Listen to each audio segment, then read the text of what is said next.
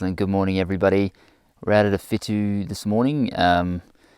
It's been a really intense morning. I probably misread the amount of time it actually takes to get out here. I've been out here a couple of times before, but it's taken me a little bit longer this morning, which I didn't think would be the case because we're still in lockdown, but that's okay. So it's a beautiful morning here. So the first composition I'm working on, I've got the Rolleiflex 3.5 Type 4.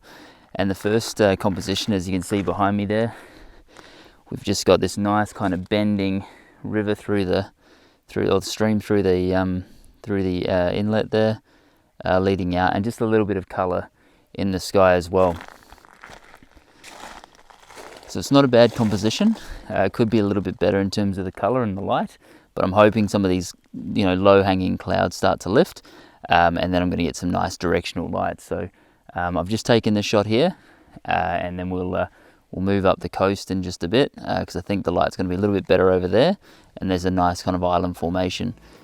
So we should be able to get some nice shots, and we've even got some fish jumping out of the water behind the camera there, so it's pretty exciting. So let's get into it.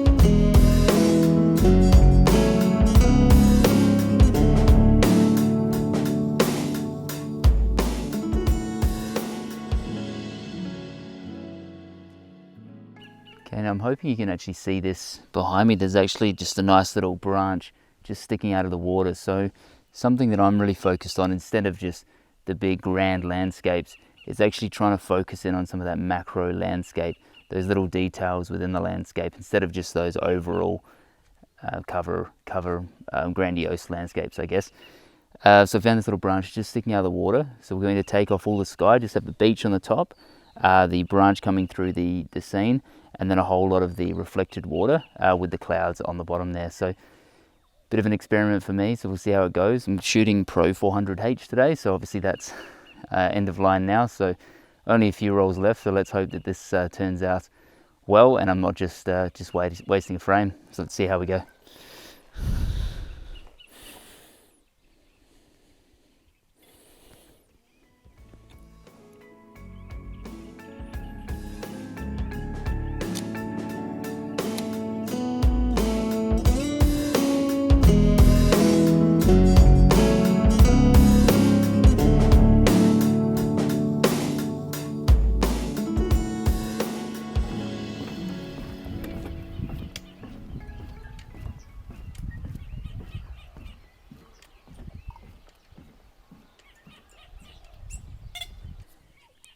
Okay, so the third composition we've got here is something a little bit messier than I'd usually deal with. So we've obviously got some nice kind of water features here, some shrubs, and then some nice kind of long wetland kind of grass in the foreground here. So I'm going to try and get up a little bit higher, look down on those kind of water, because there's kind of one in the back there as well. So I'm going to see if I can make a composition out of that. Hopefully the sun will just lift slightly. And then I can get just a little bit of light on top of those tussocks there as well. So we'll see how we go. This one may not work out. It's probably a little bit messy. And the Rolleiflex obviously has quite a tight view. So we'll see how we go. I'll share the photo shortly. And while we wait for that light to lift and just hit the top of those bushes there, I guess. Just a bit of an explanation, I guess, as to why I would choose the Rolleiflex as today's camera, and I guess it all comes down to the enjoyment factor today. So obviously this morning I explained I had to choose between digital. If it wasn't digital, which film camera would I go with? Is it the Rolleiflex? Is it the Hasselblad? Is it the GS645? And I've gone with the Rolleiflex because it stripped away the choice. So I actually already had film loaded. So I had the Pro 400H loaded. So choice number one, which film do I take? That's gone. It's only got the one lens. Obviously, it's got the 75mm 3.5 on the front, so I'm thinking about my Hasselblad 75 3.5. So again, lens choice stripped down. I don't have to worry about which lens am I going to take. Which am I going to shoot predominantly? Do I try and compress the landscape? Do I go wide? I'm just trying to limit those choices. It's been a long week. I just want to get out, enjoy shooting, and I couldn't have picked a better morning, to be honest. It's warm, the light's quite nice. Like it's not perfect, but it's as good as I've seen it this week. So Not a lot of colour, but nice kind of soft light, and we'll just try and get a few more shots and see how they turn out. Alrighty, so got it focused right on that kind of middle ground. The light doesn't seem to be lifting enough, so I'm just going to get the shot and move on. You never know, maybe it'll work out. There's still some nice soft light over some of this, so I'm just going to pop that focusing screen out. Just check out that. Looks good. Crank it away. And then we've got this guy just to... Perfect.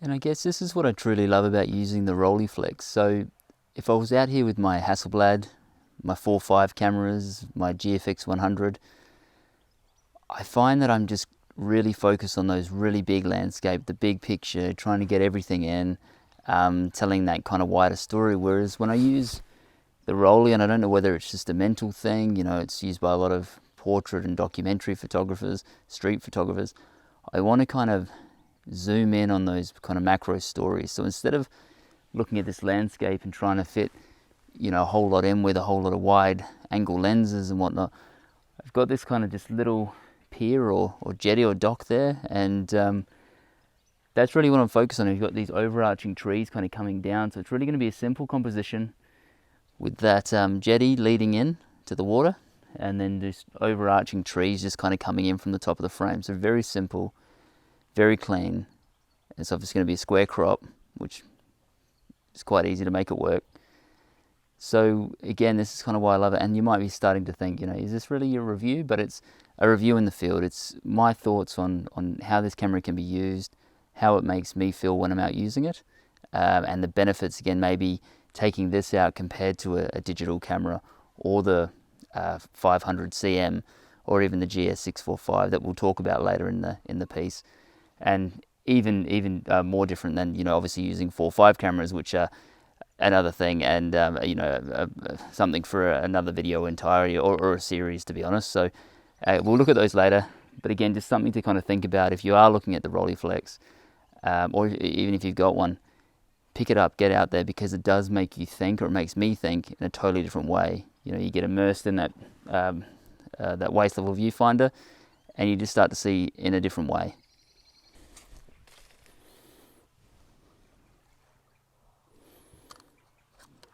Okay, so we're just going to check out the focus and just make sure it's on that pier. It's looking quite good. Everything's straight, the horizon's level. Got this at, going to shoot this at f16 at 1/60th of a second. Let's see how that goes. Okay, crank the shutter. And just double checking all my settings. Happy with that. Fantastic. There we go, that one.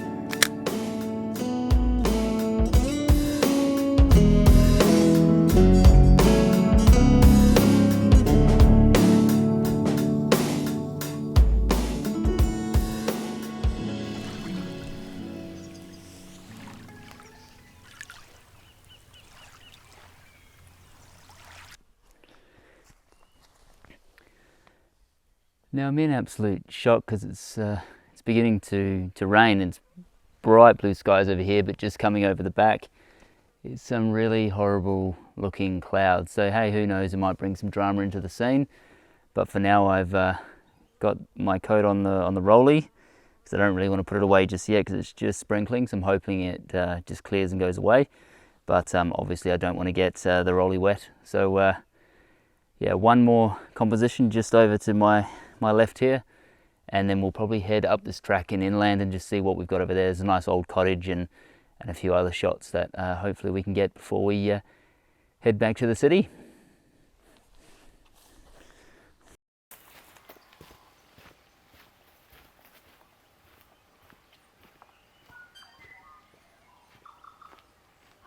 Excellent. Now I hope my face isn't too dark, but what we've got, and it's quite backlit, so we've got a nice silhouette, is a little island just off the coast there. So I'm going to set up my the rollie here. I was going to head around the coast there and shoot this way, so there wasn't too much light behind it. But I actually think, given it's got such strong elements, it might actually work quite well as a silhouette. So maybe we'll just do a little bit of both. We've got 3 shots left of Pro 400, so I think we might do one as a silhouette, one side lit, and then there's a nice little ascent on the edge of the cliff there, and then we might just take that one to finish off, and then we'll head off and try a different spot, maybe just before the rain sets in. Let's see how we go.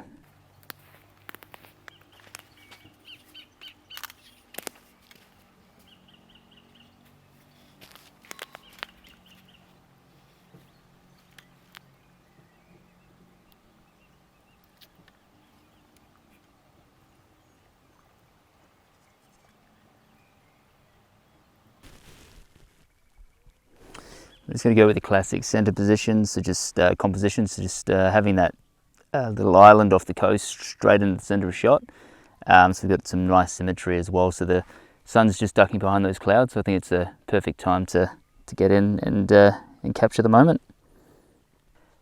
And it's quite funny, before I was talking about how great it is to sometimes constrict yourself and have less choices when you're out taking photos, and I found myself then, you know, you've got this really nice feature in the water, and because of the 75mm lens, you just don't really get that reach. So it's a very minimalist, quite lovely euphoric shot, but it would have been nice maybe to have the Hasselblad this morning, because I would have had the 80 and also the 150. I've got a 350, but that might have been a little bit too much. But just being able to get a tiny bit closer might have made that composition just that tiny little bit stronger. But you can't win them all, and I'm just going to try and nab this next shot before we miss it and the rain starts up again.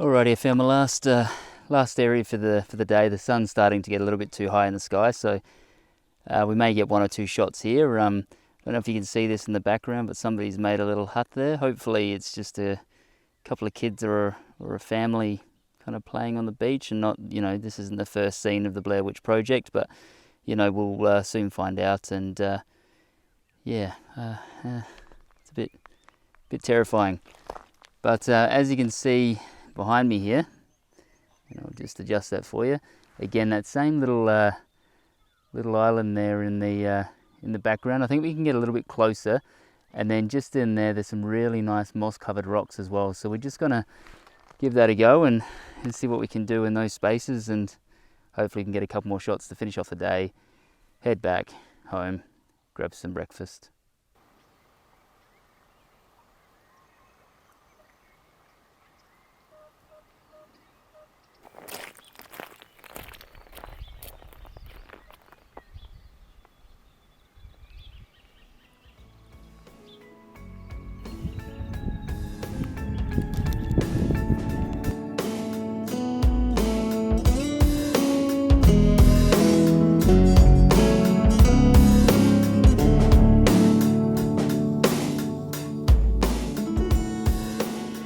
I think this very well could be last photo of the day. I've managed to find a better composition than we had earlier. I'll just fix the camera there. So we've got the island there in the background. But what we didn't have before is this nice kind of foreground kind of leading up into that as well. So really nice vibrant greens on the rocks there as well, as you can see. So I'm going to nab that shot before it gets too bright. We've got some nice cloud cover in the background, but I'm hoping that blue sky isn't too distracting. But hey, look, let's take the shot. That'll finish the roll. We can get it developed and have a look at them.